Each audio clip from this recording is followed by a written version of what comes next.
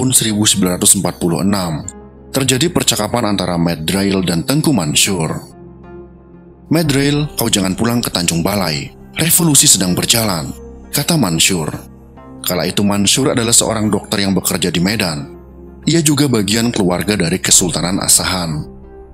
Kelak Mansur akan memimpin Sumatera Timur yang berdaulat sebagai sebuah negara. Mansur bertemu Medrail di Medan saat lelaki itu sedang membeli obat untuk istrinya. Istri Medrail tinggal di Tanjung Balai. "Semanalah tuh, istri awak lagi hamil," jawab Medrail. Istri Medrail bernama Tengku Haniah. Ia juga masih keluarga Kesultanan Asahan. Saat itu Haniah sedang hamil 7 bulan. Tak hirau akan nasihat Mansur, Medrail kembali ke Tanjung Balai naik kereta. Benar kata Mansur, di Tanjung Balai pembantaian sedang berlangsung. Semua laki-laki bernama depan Tengku atau Wan atau Oka pasti ditangkap dan dibunuh. Mereka yang bukan orang Melayu tetapi dekat dengan kesultanan pun ikut jadi korban. Haniah tengah menunggu kepulangan Medrail ketika sekelompok orang membawanya ke rumah tahanan. Ia tidak dibunuh karena ia adalah perempuan. Haniah sempat menolak dibawa dan mengatakan sedang mengandung 7 bulan. Namun sekelompok orang itu tak peduli. Haniah dan beberapa keluarganya yang perempuan ditahan di sebuah rumah. Bersama Haniah ikut juga sepupunya Tengku Yasir. Yasir awalnya sudah dibawa untuk dibunuh, tetapi kakinya yang sakit membuatnya kesulitan berjalan. Para pembunuh tersebut pun enggan membawanya dan membiarkannya tinggal. Rumah tempat mereka ditahan diisi ratusan orang. Jumlah penghuni dan luas rumah yang tak sebanding membuat rumah sempit dan sesak. Perempuan dan anak-anak dimasukkan dalam satu bilik yang sama, termasuk ibu dan 2 kakak Haniah. Perhiasan mereka pun dilucuti tak tersisa. Untuk makan sehari-hari, mereka diberi beras dan ikan asin. Kalau lapar, mereka harus masak sendiri. Haniah melahirkan di rumah tahanan, tak didampingi suami tentu saja. Medrail dibunuh dalam perjalanannya kembali ke Tanjung Balai. Obat yang dibelinya tak pernah sampai ke Haniah. Sampai cerita ini divideokan pun, Haniah tak pernah tahu pasti kabar suaminya. Tak pernah juga melihat jasadnya. Ia hanya mendengar kabar simpang siur. Ada yang bilang Medrail diculik saat keretanya berhenti di Kisaran.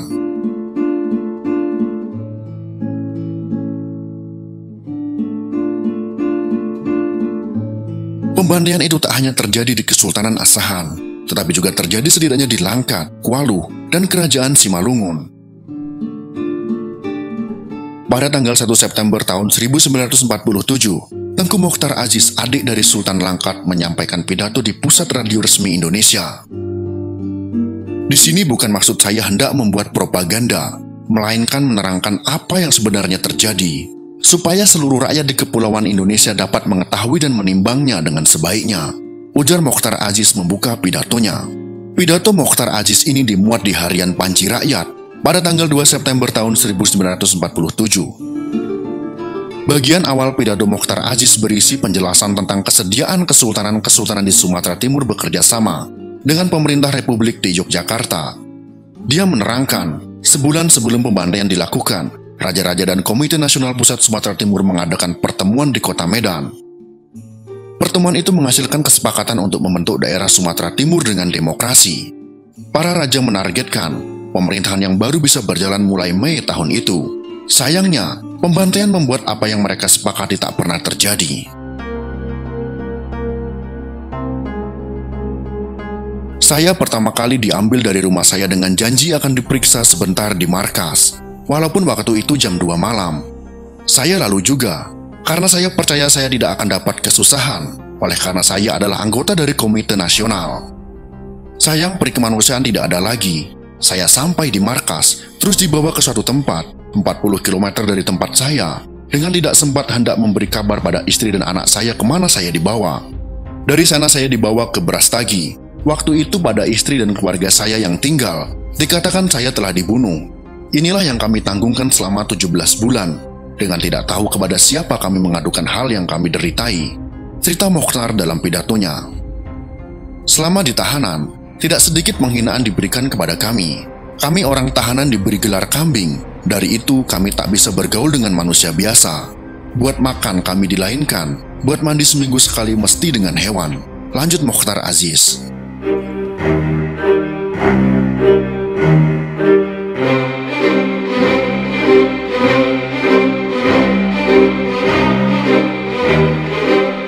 Sebulan sebelum pidato Mokhtar Aziz, yaitu pada tanggal 1 Agustus tahun 1947, surat kabar Daily Koran, koran berbahasa Belanda, menyebutkan adanya demonstrasi massa dalam berita berjudul Bevolking van der Oostkus Sumatra Wens Zel Standigat. Dalam bahasa Melayu, judul itu berarti penduduk Sumatera Timur menginginkan kemerdekaan. Lalu dibentuklah sebuah komite untuk melindungi pribumi negeri itu dan kepentingan-kepentingannya.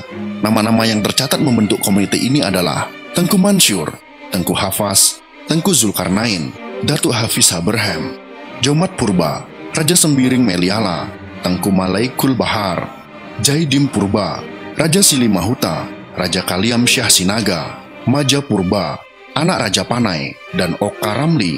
Jomat Purba ditunjuk sebagai juru bicaranya. Keinginan mereka hanya satu, terwujudnya daerah istimewa Sumatera Timur. Pada tanggal 25 Desember tahun 1947, keinginan itu tercapai. Catatan sejarah tentang pembentukan negara Sumatera Timur itu dituliskan oleh Tengku Mansur Adil Mansur, yaitu cucu dari Tengku Mansur. Ia lahir di Medan pada tahun 1948. Pada tahun 1962, karena situasi politik, ia melarikan diri ke Belanda dan menetap hingga kini. Ia menuliskan dalam bahasa Inggris dari kumpulan catatan berbahasa Belanda. Tulisan itu kemudian dipublikasikan di Lentera Timur dalam bahasa Melayu Indonesia.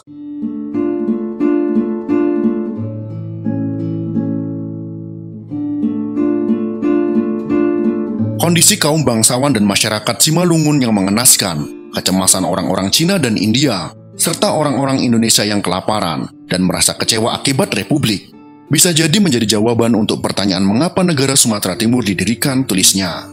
Setelah pembantaian para anggota keluarga kerajaan, Sumatera Timur memang diduduki kaum republikan. Laskar-laskar tanpa terkendali terus membunuh dan membuat onar, sementara Republik Indonesia tidak mampu menghentikannya. Lebih buruk lagi, mereka mendorong revolusi. Ini mengapa komite bentukan beberapa cerdik pandai yang tersisa menginginkan lebih dari sekedar daerah istimewa, tetapi terbentuknya sebuah negara. Pada bulan Januari tahun 1948, sebuah negara bernama Negara Sumatera Timur berhasil dibentuk. Tengku Mansur didaulat sebagai wali negara.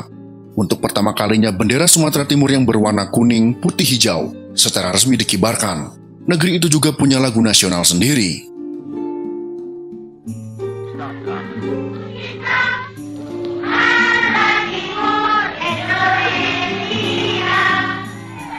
Sumatera Timur tanahku cinta, Sumatera Timur Indonesia.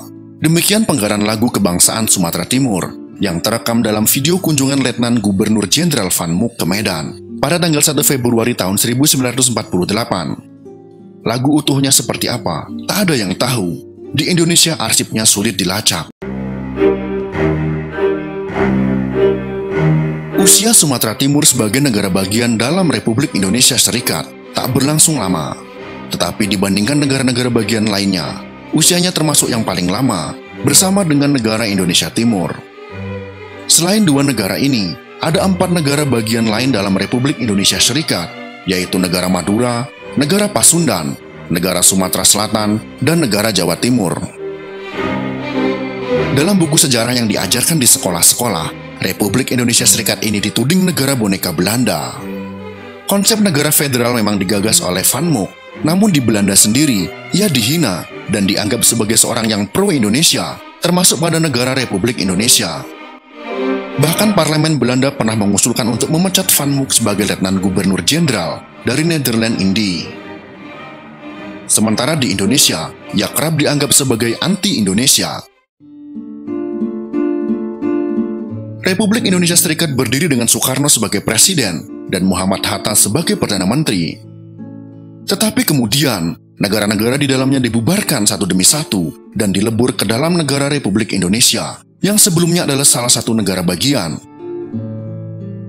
Usai menjabat sebagai wali negara, Tengku Mansur berhenti dalam dunia politik. Ia mengabdikan dirinya sebagai dokter.